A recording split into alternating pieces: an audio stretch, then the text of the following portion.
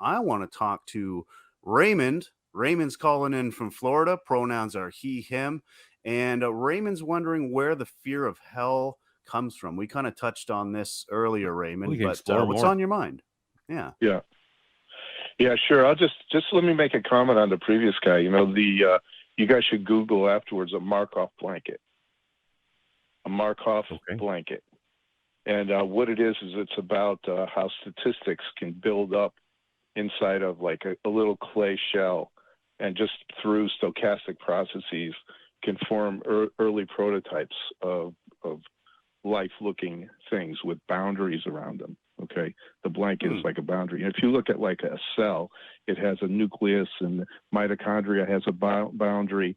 This guy is trying to build like the very end stages. When he's talking about ribosomes and RNA, he's talking about protein synthesis. And those protein molecules are very huge. And it's probably way after the beginning, So the beginning he's drawing arbitrary like lines where he wants. He's drawing arbitrary lines where he wants to say that this is where life began, and just being obstinate about it. So yeah, we get it. But I'm definitely going to look up Markov blanket. He can't understand how a single cell could suddenly appear just from like in a little clay cup where they think life started was right, exactly. Cup. And if you have this, and he thinks there's a cell going to appear there. No, it's not going to be a cell. Probably be millions of years before a cell forms. And the cell will form, and it's just not.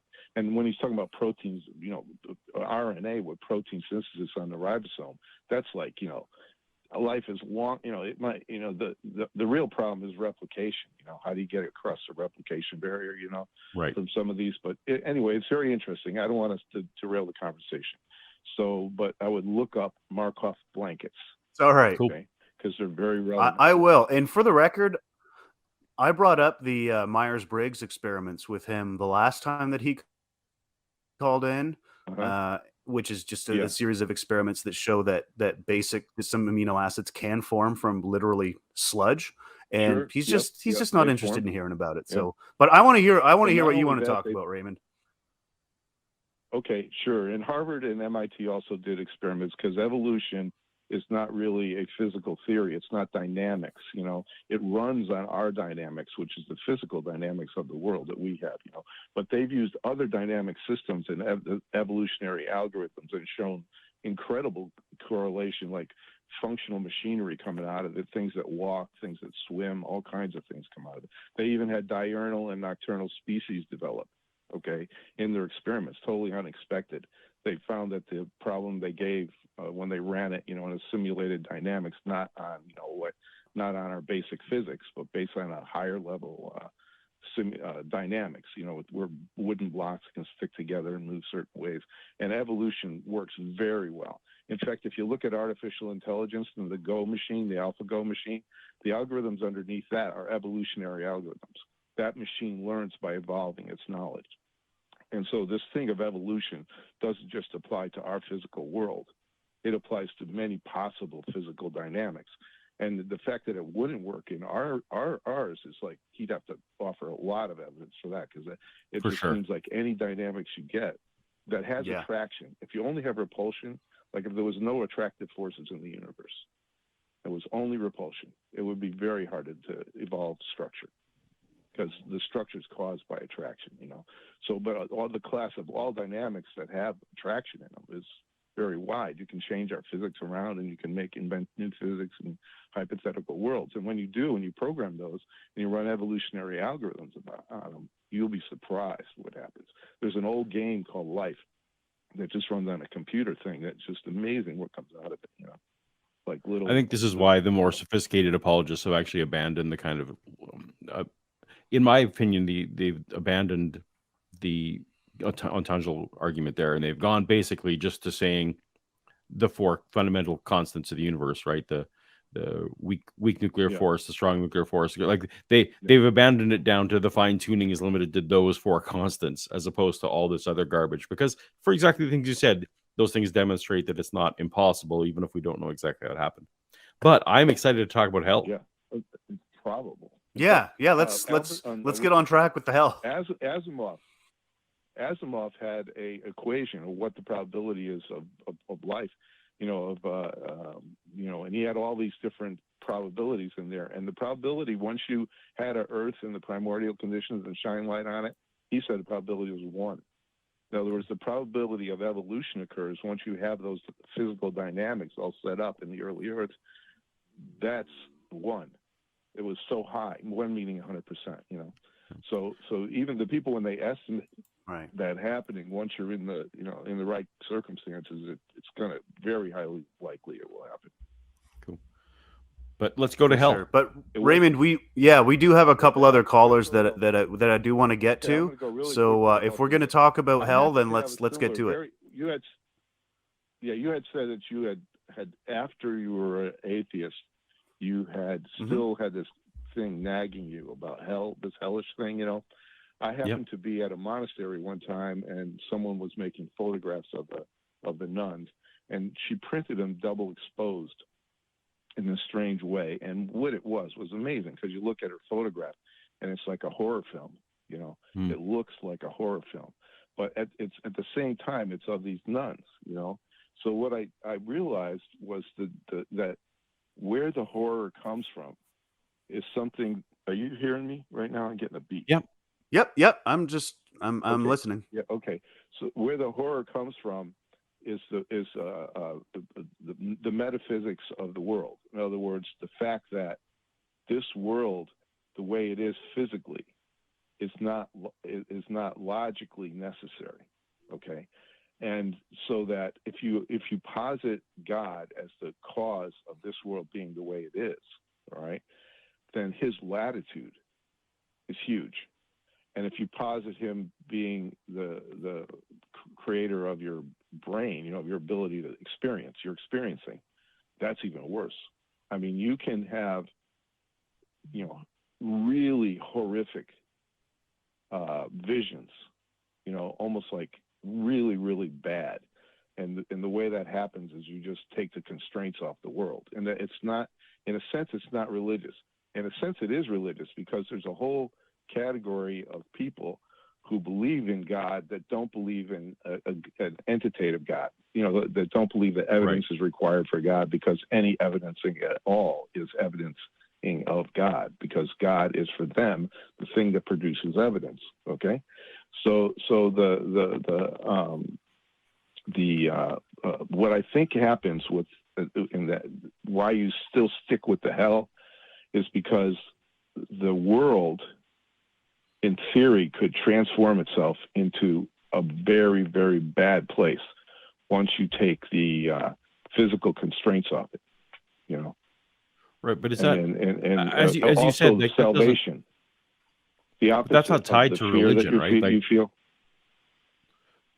that's not specifically tied to like a Judeo-Christian notion of hell. I know there's other, you know, bad afterlives in other. I don't think it is. Cultures. No, it's just but it's, you know, the possibilities of evil.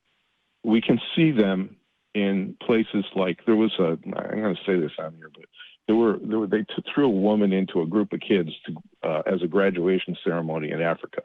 They were becoming child soldiers, and to graduate, they had them bite the face off the woman. Okay. So the thing is that notion of horror, okay, there's a notion that's secular of horror, and it comes from the possibilities that we have. And that was, in that case, the one I described to you is still constrained by the physics, because that's a soldier in Africa and all that kind of thing. But when you think that if those constraints come off, you know, and that's in other words, you can't really have horror unless you have a power that is supernatural, because the powers that are natural are limited powers. They're limited by the physics. They're limited by the reality. In other words, you don't. Let's say I'm worried about some pretty terrible things that I can come up with. There's some pretty terrible things I can come up with that don't require a God. That's absolutely true. But the ones that you can come up with that have not a God, but a devil, is what you really want to say. In other words, you see by that African thing, you know, that there are many really horrific things in the world, you know, that can be done. under torture and these kind of evil, Sure. deeply evil things. But they're associated with on the secular side now, because the real question is how do you get there without a God, right? How do you feel this dread of hell when there's no God? Well, And the answer is just it's not a extrapolating? place that you go to when you die. I mean, this is evil incarnate. It can happen just Sorry, by. Go ahead with what you were going to say there, Paul. Well, I guess, like, Raymond, are you saying that the supernatural actually exists? Like, are you? A supernatural. I'm confused. Like, do you believe the supernatural? Right now. I'm sorry, I spoke Supernatural over you. exists.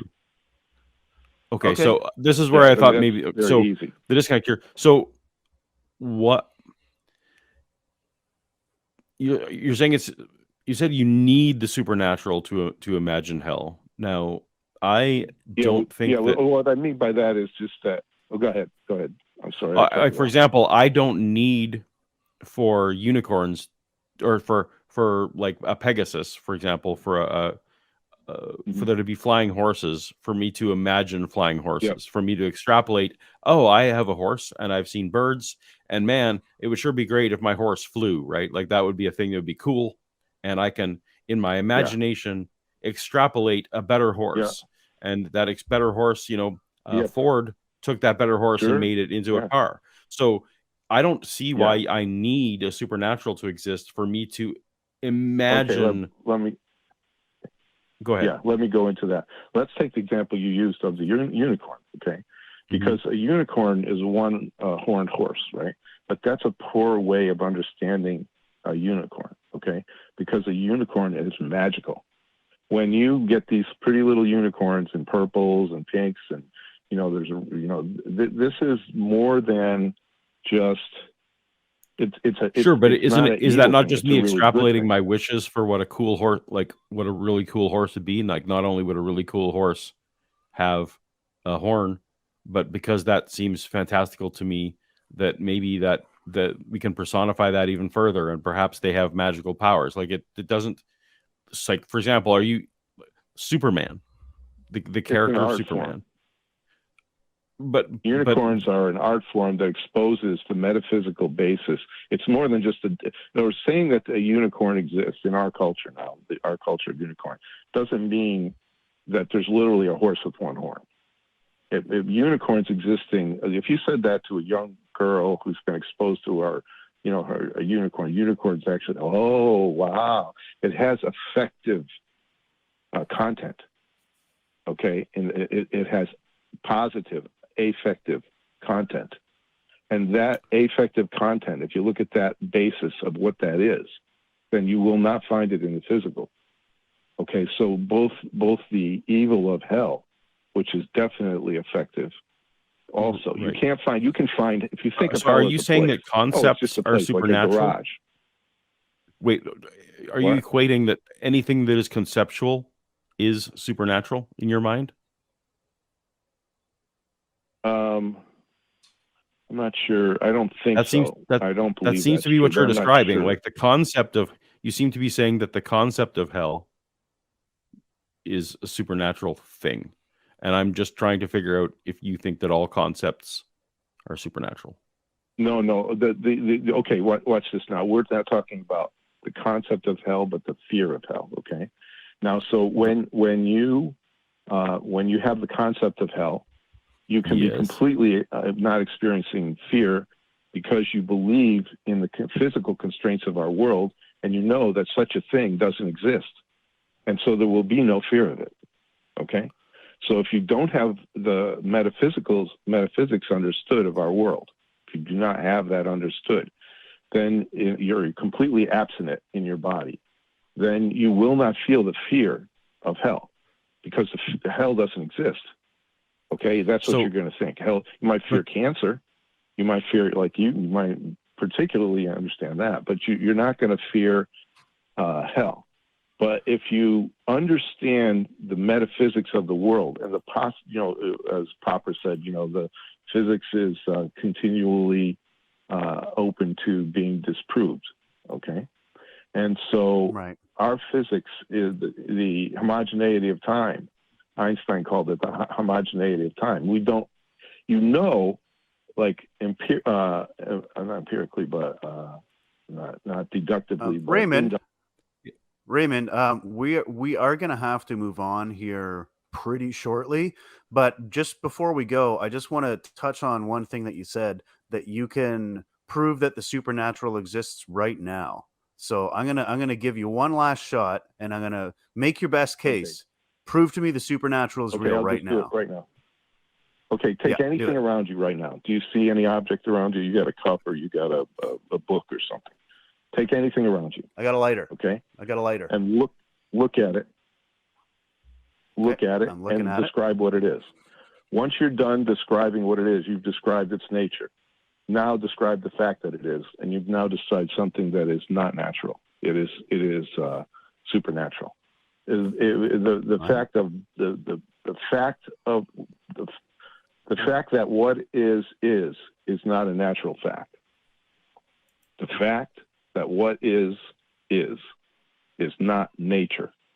Okay, nature is what. I mean, all of the things in this lighter are from nature, though. There's nothing supernatural about my lighter that I got from the weed store, which is legal in Canada, by the way, folks. There's one thing. There's nothing supernatural about this. What? What's supernatural about this lighter? One thing about that lighter. The fact that it is. Not what it is. That's the distinction between its nature is what it is. And there are many lighters that aren't. But that lighter is. That's supernatural. I think we need to agree to disagree there, because you seem to be describing concepts and then actualized concepts, or potential concepts versus actualized. That's right. Actualized. That's correct. When you use the word actualized, okay, that's very important. The actuality itself, the actuality of a nature is not natural. Okay, the actuality of a nature. If you have nature, you're describing. I don't know if we have time, but you would need to redefine. I don't think you and I think nature is the same thing. To describe that it is. That it is. Sorry, what were you saying, Paul? I was just saying that it is. I don't think he and I mean the same thing when we say nature, because for me, nature is literally whatever is actualized in reality. That is what nature is. So for him to then say anything that's actualized is he's defining as not natural. I'm wondering if we're getting into a definition discussion instead of an actual concept. Like he's just some people want to define the universe as God, and then of course we're just talking about different things, or at least when I talk about a God, I'm not talking about the molecules in the universe. So it felt like that was going to be solved by definitions eventually. I don't know that we have enough time to get there with Raymond. We don't tonight. But thank you for calling in, Raymond. That was an interesting conversation. I'm not sure that I followed all of it, but me and my lighter, I feel if I got to use this a little bit more, I might understand your argument a little better. Who knows?